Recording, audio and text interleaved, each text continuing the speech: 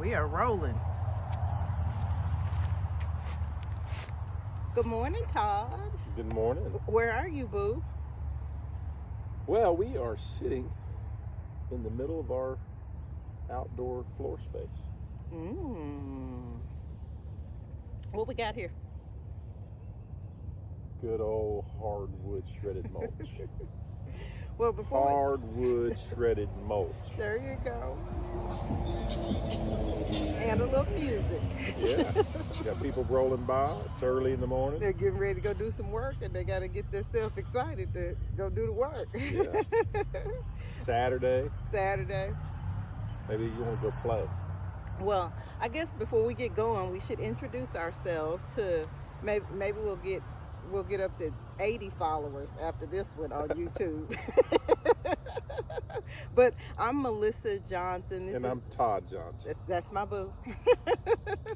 But we are the owners of the Marshall Garden Company, and we thought, well, we're here early enough because we're here early, and we thought we'd just record a quick video, give some updates, share some of the things that have been happening and all that jazz. Yeah, so it's coming together. We're getting this outdoor area. We've worked a lot on the inside. And I don't know that we've done any videos from the inside. Those are still kind of keeping that in our back pocket. But we have done a lot outside, and so we just got another progression of what we got going on out here. So we had 65 cubic yards of hardwood mulch, shredded hardwood mulch, and it was delivered yesterday. We had rolled out this landscape tarps to keep the weeds kind of bedded down. Sure. And now we've put I'd say about 45 yards on top of this. Yeah. So to hold it down. Yeah. So what we're building right here is essentially the outdoor floor space, and to make this a little more walkable because it's outdoors, we did not concrete the whole thing. I guess that's an option, and that works well for rolling carts, but it kind of doesn't ruin nature, because I'm not hating on concrete. Concrete's got its purpose and it does some good stuff, but we wanted it to feel real natural out here. And so it gets tricky in how do you have a floor space where the folks who love flowers can roll a cart but then still have some natural feel to things. So we reached out to our friends at Vital Earth, and we're gonna give it a go with that. And it's pretty, it smells good, it's natural, Feels good on the feet. It'll still have some humps and bumps when you're rolling your garden cart, but that's a part of gardening. Yeah. It's gonna have some humps and bumps. I just noticed something that just completely squirreled me. What? Is that what animal's poop is that? Where? That's deer. That's deer. That absolutely is deer. That is. We might have to cut that from the video, because I think I had a panic attack. That is deer poop. So as you know, we're still working on figuring out our fence situation. We'll get it figured out. But anyway, let's get back on focus. So yeah, we aren't finished. Obviously, we still have to spread this out smooth. Right now it's kind of in lumps. Yeah. But we'll have this all done, and then this good little update for what's going on. So some of the other things that we've had going on, we've been spending a whole bunch of time out getting to know people. Not getting to know people, because I grew up here. We know some folks here. But like meeting with different groups. On Thursday evening, I had a rocking conversation with the Beekeepers Association here in town. It got me excited about the bees. Yeah. And that group all them is pollinators. All those pollinators. And I got home and I had me a little quiet time to just kind of cut my brain off, but it never really goes off. It kind of goes into God. And I was thinking about how important that group is to Marshall and East Texas. So many of us garden. And so many of us grow things, and we take for granted, like, how do we get all of this stuff? And that Beekeepers Association, what they're doing to encourage people and teach people how to care for bees, it is the reason your flowers bloom. But anyway, I did a presentation to them about starting pollinator gardens, and I shared, you know, you gotta share some fun facts. But because I'm teaching in that class, one of the things I share with them, and I'll share on this video, is that according to the USDA, there's a truck coming by, so I'm gonna let it go. But according to the USDA, 1 in 3 bites of food exist because of a pollinator, right? So when I think about the work that they're doing, from this cup of coffee, this darn good Casey's coffee, we wouldn't have it if it weren't for pollinators, right? When last night Todd and I went to the Japanese restaurant, we took our grandmother and had us some pretty good food. But like, there's not food without pollinators, and so it becomes a thing that's really important. I spent a lot of my career working and helping build food pantries and all that kind of stuff so that we can feed people. And one of the things that's been tough with one of the transitions that I've been having is, so I moved away from this great nonprofit career into this. And when I think about the reality is pollinators are important for us having food. It brings me back to the work that I've always done and what's been important to me. And it made me think about something Chad Hauser always said. What is that? So Chad Hauser runs a rocking organization called Cafe Momentum. If you have never heard of this, look it up. It is probably one of the coolest causes I've ever heard of. And I genuinely, in my heart, believe that by the time I'm 80, Cafe Momentum is going to be as big as organizations like the Y. I think it's going to spread because what they're doing is so good. But anyway, he was award-winning chef, just rocking chef. And if you want good food and you get him to stir you up something, well, you've got a winner. Well, he started an organization called Cafe Momentum where they teach juvenile justice impacted youth how to transition into a more productive life, and they use the kitchen and cooking to do that. So it's a restaurant run by the youth. They're doing the cooking, they're doing the serving, they're learning all these life skills, and it is just slamming food. Well, he tells this story and he talks about how all restaurants are essentially nonprofit.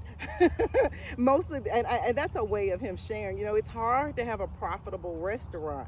And so he had managed to pull off incredibly successful restaurants, and then he said, okay, let me take it up a notch. I'm gonna help some people with my restaurants.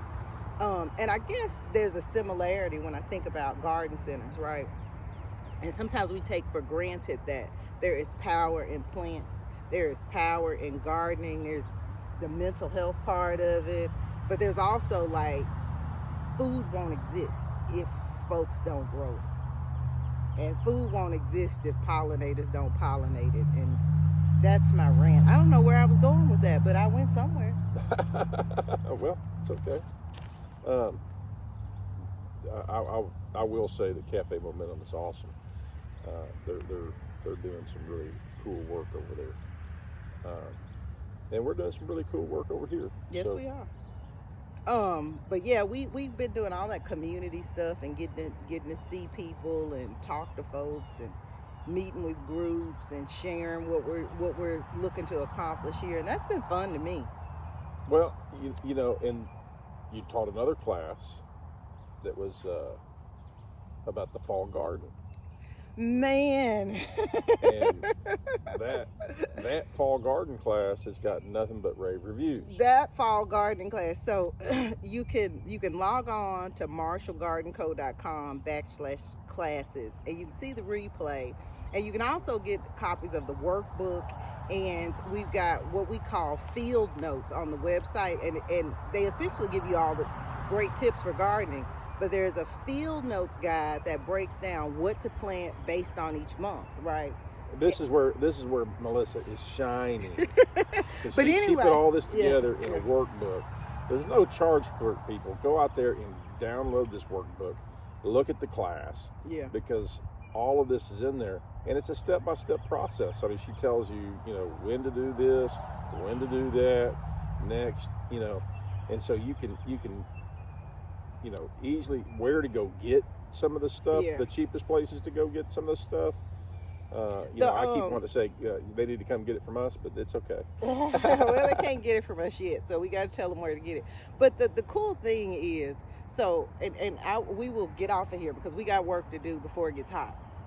But fall gardening sometimes seems weird to people, and they don't realize in Texas, especially in East Texas, where it's hot and humid, clean through October, clean through the first part of November, right, before we get a frost. It is one of the best times for us to grow a garden. It's one of the best times, whether it's flowers, whether it's vegetables. It's just a great time for stuff to grow. In the training, one of the things I talk about is a lot of gardening material is based on zone 6, right? The middle of the country, right? So when these companies they gotta be profitable. And so they're trying to sell to the middle of the country because that almost covers everybody, but it doesn't really cover East Texas, right? So you grow based on your zip code, right? Gardening is so regional that what works here in Marshall is not the same thing that will work in Michigan, and the southern part of Michigan is zone 6, right? So some of those tips, it just doesn't work. Where I can grow a tomato really, really good in like the first part of March, they can't do it that way up there. They're still frozen. Yeah. So gardening is all about the seasons and the temperature, right? So our fall is still incredibly warm, and you can grow a lot of stuff in the fall. And in that training, I tell you how. So if you're a person that had that you do a spring garden, or you're doing some containers of tomatoes in the spring, and that's your jam, I encourage you to push yourself to start trying to grow some stuff in the fall. And if you don't do it this year, you certainly should do it next year, because then you can buy your stuff from us.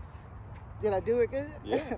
But you can get that training for free at marshallgardencode.com/classes. The website will make you log in, because that's just life. That's how it goes. So you have to put an email address in and create a password. But then you can see those materials, and that garden calendar that I put in there, it is rocking, y'all. It is rocking. It is rocking. And I pat myself on the back because we've gotten a lot of compliments on how it makes it easier. I think a lot of people don't realize how much time you've got for fall garden comparatively to the spring garden. The fall garden, you have a longer growing season. Yeah. Because of the temperatures here, don't get really cold until December. Yeah. So you've got a really great harvest time, and it gives you something to do in this heat, where you can start these things at the side in your house, where you start your seeds and stuff like that. It gives you a little something to do when it's July, August. That's not outside in the garden, but you're working on your garden. Yeah. And if nothing else, so I've been having people, I had some folks ask me at that training, and then I had another group of people ask me, well, if you were going to plant one thing for fall, what would you be planting? And what I want to encourage people to plant this year, if you have a spring garden, or you got a container, or you have a space, right now, you can plant pumpkins, right? Yeah. Not those big old gigantic pumpkins. How many days does it take to get a pumpkin? 90 to 100. So if right now you can go into a lot of stores, y'all, and they got the seeds on sale. So go on in there, find you a package of small pumpkins. I mean, those mini little cute ones that you see in the grocery store that you're like, oh, it's so cute, and I'm gonna let my baby paint it and do all that kind of stuff. Well, now's the time. If you put that seed in the ground now, right, before the end of this month, you want them in by the middle of the month, so that they have 90 days to grow and for it to create the fruit. And then before Halloween, you will have pumpkins, baby. So if you want to plant something that's real fun, that you can pat yourself on the back and take all the pictures and show off, plant yourself a pumpkin seed. Now it's gonna spread out. I'm not a pumpkin person, but But it's fun. I think it's the fun. greens and the fall tomatoes. Yeah. Well, greens are a winner. And greens are another one that you will start direct sowing. You don't have to start that in the house. With the pumpkin, you don't have to start that in the house. You can put those seeds in the ground now, right? And they will sprout because it's so warm outside that it's gonna sprout. And then by the time that plant starts growing, the weather's cooling off and that pumpkin will spread out, and before you know it, you will have little mini pumpkins and you will be like turning cartwheels. Because for me, I try to tell people, I want people that got more experience gardening, it's a whole different game. But when you got folks that are new, I want them to have some stuff that they can have some fun with and they can have some success with. And so grow yourself a pumpkin. People think, in December, January, they're working on their garden by, sowing seeds in the house and getting, starts going. Well, you can do the same thing going into, the hottest time of the month when it's too hot to be in your garden. That's right. You can be, doing seed starts for your Start fall. all your greens, baby. And so you can do your tomatoes and all those sorts of things. Right now it's too hot to have a tomato plant outside, but you can have them started now. You would have them started. And it gives you something to do. You can still be working on your garden even though you're not in the garden. Yeah. So that's the really key here is if you really enjoy working on your garden, you can do it from inside, getting some starts going, and you'll have fruit in the fall that will just be amazing. Yeah. The document on the website is East Texas Garden Plan. I think there's a search button at the top of our website and you can type it in there, or like I said, log into that class, watch some of the video because it's really good, but if nothing else, get the workbooks and read through it because it's incredibly helpful. And having a kitchen garden is the jam. We eat out of our garden all year round. All year? All year round we eat out of our garden. There's peppers and there's cucumbers and there's I hadn't bought herbs in so long because I get them out of the garden, and then when it's not just a spring garden, I dry them up. Yeah. Where you just get food out of it one season out of the year. This is all year round. We get food out of our garden, and the food's delicious. It's fun. You know what's been on it. You know what's how to keep the pests off of it and all those sorts of things. And it's really, really, really good. Yeah, you get to share it with your neighbors, and you get to. You sure do. That gets you to talk to your neighbors and say hi to everybody. And we like to do that too. When you grow that zucchini and you got 12 zucchinis, makes you want to knock on your neighbor's door. It's gonna make you be the person that's like, hey y'all, I got a goodie. I got a little extra here. Let's share. I love a kitchen garden. I love a small raised bed container kitchen garden. I was watching something because we got the 250th year Happy Birthday America, and Eleanor Roosevelt was a big part. This is my nerd, sorry y'all. But Eleanor Roosevelt was a big part of that period where in our country they were pushing what we call victory gardens, right? And at the time, folks were going off to war and things were hard and times were just rough. Victory garden. And so they came up with this concept called victory gardens.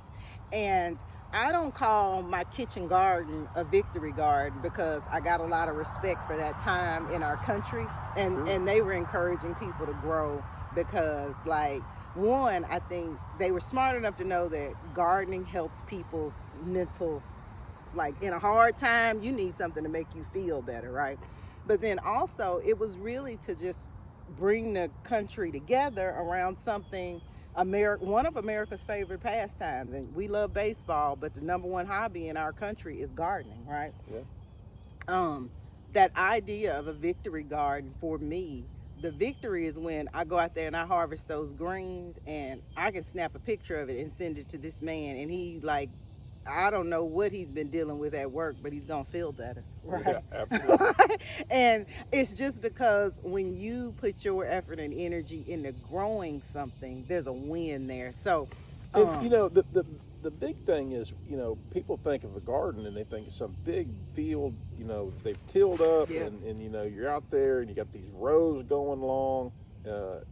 Maybe that's what you had when you were a kid. That's what your grandparents had. But what we're talking about, is 4 by 8. 200 square feet,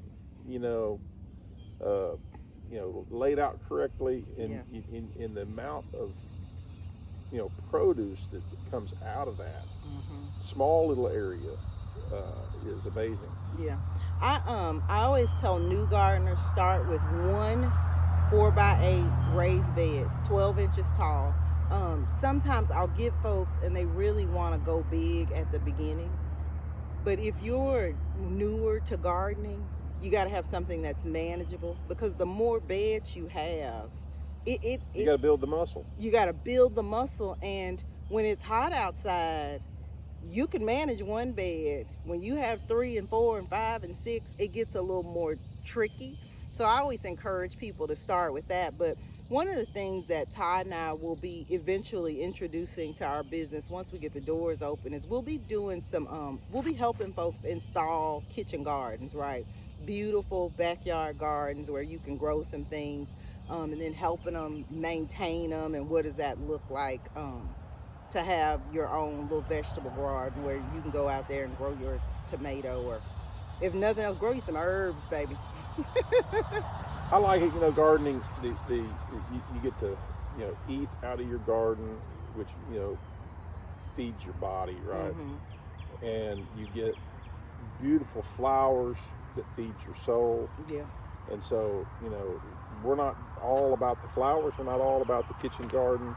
It takes all of it. We're about all of it because it feeds feeds you. Yeah. It feeds you not it feeds your body. It feeds your soul. And that's right. If you work in it, then work out as you work in your garden. That also is a very good exercise. Yes, so it is. It will get you good and worked out. So, and it's daily. It's a kind of a daily thing. So it's something you don't go to the gym and get out in the garden. Go to the gym if that's your thing. Yeah, you work in the garden. I don't know if I've said this on one of these videos before. Another Melissa nerd moment. And I swear he's nerdy too, but I don't know. It's my time to shine in my nerdiness. There is a concept called blue zones, right? And if you've never heard of this, Google blue zones. And blue zones are parts of the world, across the whole world, where people live into their late 90s and their hundreds, right? And so these really smart scientists, they started researching what is it about these parts of the world. And I think there are like 24 blue zones where people are known to live into their late 90s and live to 100. In a hospital. And they're not living in the hospital. Nursing home they're living and they're doing their thing. They're hiking to places. They're getting around. So I think there were like 20 some odd blue zones in the country. And there are a couple of things that all of these places have in common. One of them is they've got a sense of community, right? So people go and hang out with their grandparents, or they cook dinner together regularly. There's this interaction, right? But another one is all of those blue zones in those areas, those communities had a high level of people who garden, right? So I just take that, put that in my pocket, and tell myself, well, gardening is going to help folks live longer, because that's what those folks have proven. It's a really, really cool concept. I think they did like a Netflix thing or a Hulu or one of those. There's lots of documentation out there about the blue zones. It's not. This is not something just made up. It's incredible It's pretty incredible. And some of our favorite places are that way. Yeah. Like Costa Rica is a blue zone. That's in parts if you've ever of Costa Rica. check out the parts. There, it's absolutely stunning and beautiful. I encourage you to look at other. They other talked areas. about why gardening helps in those areas is because it's low income. Sorry, y'all. They don't even think that way. It's so low impact. I'm sorry, Yeah. I said the wrong word. It's low impact exercise, right? So when you're gardening, I'm not running on the treadmill, but I'm up and down, I'm lifting stuff, I'm having to stretch my body. And that's a big part of why those people end up living such a longer life, because well into your 80s and 90s, you're still out there. If you go harvest a carrot, you got to bend down, you got to stretch. And so it leads to them living longer. I like how you had a misslip there. I said the wrong word. But it's okay, because the income never came up in that blue zone. Sure didn't. It sure did not. It's not. There's not a. If you look at, it's not like, oh, this is, they make this. The income's not even in there. So these are people who are living. You are absolutely right. And income is not even associated with. Your income's not going to get you to 90. You might live, I don't know, I guess you have more fun if you have more income, but maybe not. But that's not the part of it. The part of it is, the lifestyle. Yeah. It's everything. It's what they're doing on a daily basis, and what they're eating, and being neighborly when people drive by and getting waved at and waving at them is something we believe in that. Yeah. You can't just feed your body, you can't just feed your soul, you got to feed everything. Yeah. And these blue zones have got it going on. Yeah. So Marshall isn't a blue zone, but we're doing our part to help us get a little bluish when it comes to like that part of wellness and health and living a long, full life, You can take the concepts though and apply it. That's here. right. So, but here's the thing, Ty, and we gotta go. We really do have to go. Yeah, we do. That But sun's about to get above it the tree. is. I was at that Beekeepers Association meeting, and I was at a Master Gardeners meeting, and I was at another club meeting, and these people there, and y'all don't beat me down, but they were my seniors, right? They were wiser than me. They were a bit older than me. But they were all getting around really, really well. They were active. They had these groups of people that they came together with several times a month to fellowship and hang out. And those folks are living really great lives. And one of the gentlemen I met, he was 84 years old and getting around, telling me about National Geographic, a fantastic article for me to look up. He's out raising his bees. He's out taking care of his home and coming into town to come to his group meetings. And I genuinely believe a part of the reason people can have long, active lives is that they're doing stuff outside. So the Marshall Garden Company, well, we're going to give y'all something to do outside, and I guess we got something to do outside right now. We got plenty to do today. Appreciate y'all. Share our videos. What did you say the other day? Like and subscribe. Like, subscribe, and share. Share, like, and subscribe. That's it. Yeah, but tell your friends that we're opening a garden center. We're going to have us a garden center in town, y'all. Be open before you know it. Yeah. Y'all have a good day. Have a good week. Talk to y'all later. Peace. Go back to work. That's good, Todd.